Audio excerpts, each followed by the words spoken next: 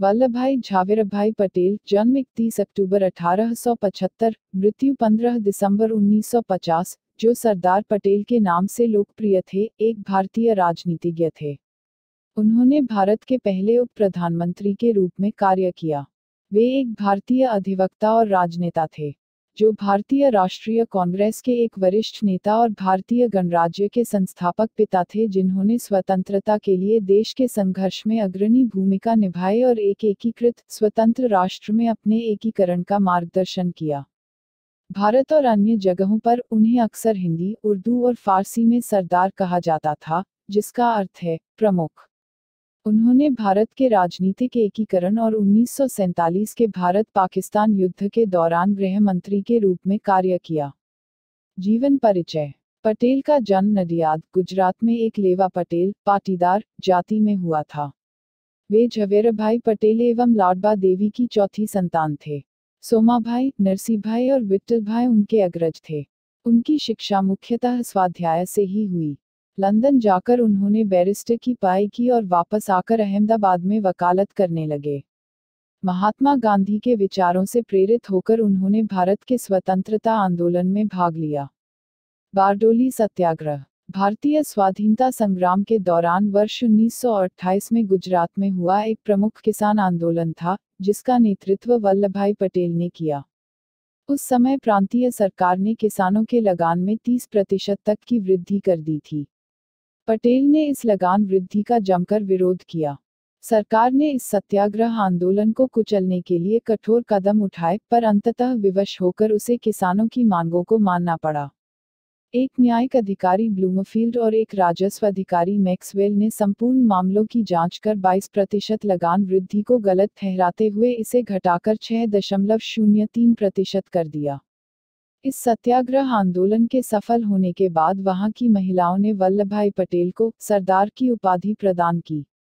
किसान संघर्ष एवं राष्ट्रीय स्वाधीनता संग्राम के अंतस्बंधों की व्याख्या बारडोली किसान संघर्ष के संदर्भ में करते हुए गांधीजी ने कहा कि इस तरह का हर संघर्ष, हर कोशिश हमें स्वराज के करीब पहुंचा रही है और हम सबको स्वराज की मंजिल तक पहुंचाने में ये संघर्ष सीधे स्वराज के लिए संघर्ष से कहीं ज्यादा सहायक सिद्ध हो सकते हैं। आजादी के बाद, यद्यपि अधिकांश प्रांतीय कांग्रेस समितियां पटेल के पक्ष में थीं, गांधी जी की इच्छा का आदर करते हुए पटेल जी ने प्रधानमंत्री पद की दौड़ से अपने को दूर रखा और इसके लिए नेहरू का समर्थन किया।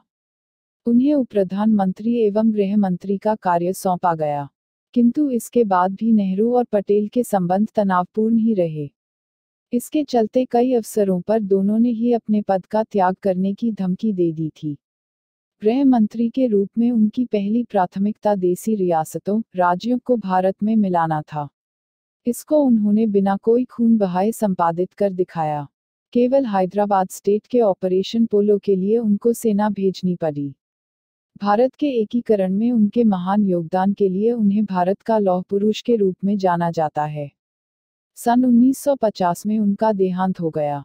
इसके बाद नेहरू का कांग्रेस के अंदर बहुत कम विरोध शेष रहा।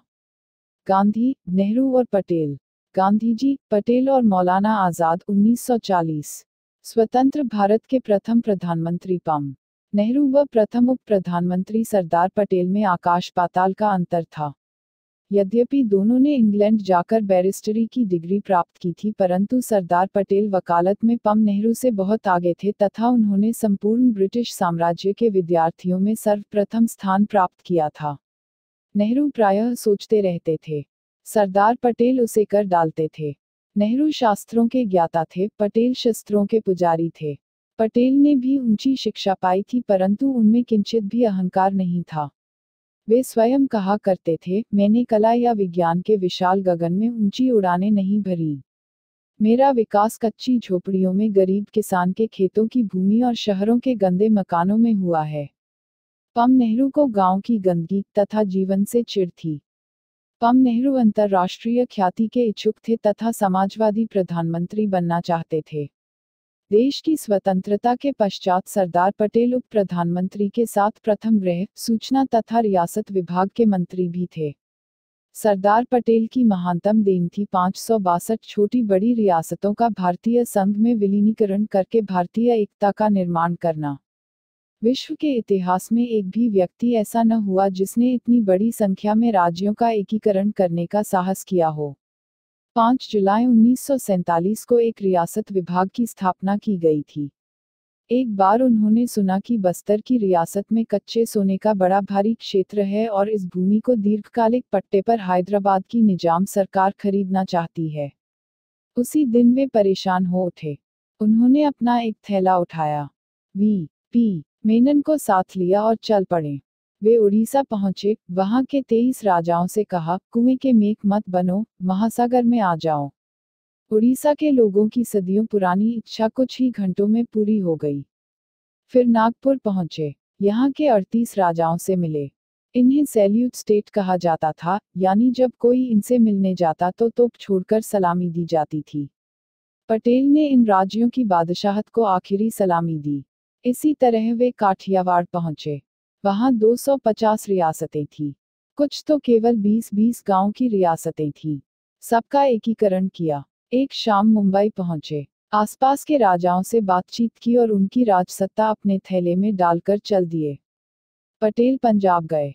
पटियाला का खजाना देखा तो खाली था। फरीदकोट के राजा ने कुछ आनाकानी की। सरदार पटेल ने फरीदकोट के नक्शे पर अपनी लाल पेंसिल घुमाते हुए केवल इतना पूछा कि क्या मर्जी है। राजा कांप उठा। आखिर 15 अगस्त 1947 तक केवल 3 रियासतें कश्मीर, जूनागढ़ और हैदराबाद छोड़कर उस लौह पुरुष ने सभी रियासतों को भारत में मिला दिया। इन 3 रियासतों में भी जूनागढ़ को 9 नवंबर 1947 को मिला लिया गया तथा जूनागढ़ का नवाब पाकिस्तान भाग गया। 13 नवंबर को सरदार पटेल ने सोमनाथ के भग्न मंदिर के पुनर्निर्माण का संकल्प लिया, जो पंडित नेहरू के तीव्र विरोध के पश्चात भी बना। 1948 में हैदराबाद भी केवल 4 दिन की पुलिस कार्रवाई द्वारा मिला लिया गया। न कोई बम चला, न कोई क्रांति हुई, जैसा कि डराया जा रहा था। जहां तक कश्मीर रियासत का प्रश्न है, इसे पंडित नेहरू ने स्वयं अपने अधिकार में लिया हुआ था, परंतु यह सत्य है कि सरदार पटेल कश्मीर में जनमत संग्रह तथा कश्मीर के मुद्दे को संयुक्त राष्ट्र संघ में ले जाने पर बेहद क्षुब्ध थे। संदेह सरदार पटेल द्वारा यह 562 रियासतों का एकीकरण विश्व इतिहास का एक आश्चर्य था। भारत की यह रक्तहीन क्रांति थी। महात्मा गांधी ने सरदार पटेल को इन रियासतों के बारे में लिखा था, रियासतों की समस्या इतनी जटिल थी जिसे केवल तुम ही हल कर सकते थे। यद्यपि विदेश विभाग पम नेहरू का कार्यक्षेत्र था, परंतु कई बार उप प्रधानमंत्री होने के नाते कैबिनेट की विदेश विभाग समिति में उनका जाना होता था। उनकी दूरदर्शिता का लाभ यदि उस समय लिया जाता तो अनेक वर्तमान समस्याओं का जन्म न होता। 1950 में पंडित नेहरू को लिखे एक पत्र में पटेल ने चीन तथा उसकी तिब्बत के प्रति नीति से सावधान किया था और चीन का रवैया कपटपूर्ण तथा विश्वासघाती बतलाया था। अपने पत्र में चीन को अपना दुश्मन, उसके व्यवहार को अभद्रतापूर्ण और चीन के पत्रों की भाषा को किसी दोस्त की नहीं, भावी शत्रु की भाषा कहा था। उन्होंने यह भी लिखा था कि तिब्बत पर चीन का कब्जा नई समस्याओं को जन्म देगा। 1950 में नेपाल के संदर्भ में लिखे पत्रों से भी पम नेहरू सहमत न थे। 1950 में ही गोवा की स्वतंत्रता के संबंध में चली 2 घंटे की कैबिनेट बैठक में लंबी वार्ता सुनने के पश्चात सरदार पटेल ने केवल इतना कहा, क्या हम गोवा जाएंगे, केवल 2 घंटे की बात है। नेहरू इससे बड़े नाराज हुए थे। यदि पटेल की बात मानी गई होती तो 1961 तक गोवा की स्वतंत्रता की प्रतीक्षा न करनी पड़ती। गृहमंत्री के रूप में वे पहले व्यक्ति थे जिन्होंने भारतीय नागरिक सेवाओं (ICS) का भारतीयकरण कर इन्हें भारतीय प्रशासनिक सेवाएं (IAS) बनाया। अंग्रेजों की सेवा करने वालों में विश्वास भरकर उन्हें राजभक्ति से देशभक्ति की ओर मोड़ा। यदि सरदार पटेल कुछ वर्ष जीवित रहते तो संभवतः नौकरशाही का पूर्ण कायाकल्प हो जाता। सरदार पटेल जहां पाकिस्तान की छद्म व चालाकीपूर्ण चालों से सतर्क थे, वहीं देश के विघटनकारी तत्वों से भी सावधान करते थे। विशेषकर वे भारत में मुस्लिम लीग तथा कम्युनिस्टों की विभेदकारी तथा रूस के प्रति उनकी भक्ति से सजग थे। अनेक विद्वानों का कथन है कि सरदार पटेल बिस्मार्क की तरह थे। लेकिन लंदन के टाइम्स ने लिखा था, बिस्मार्क की सफलताएं पटेल के सामने महत्वहीन रह जाती हैं। यदि पटेल के कहने पर चलते तो कश्मीर चीन, तिब्बत व नेपाल के हालात आज जैसे न होते। पटेल सही मायनों में मनु के शासन की कल्पना थे। उनमें कौटिल्य की कूटनीतिज्ञता तथा महाराज शिवाजी की दूरदर्शिता थी। वे केवल सरदार ही नहीं बल्कि भारतीयों के हृदय के सरदार थे।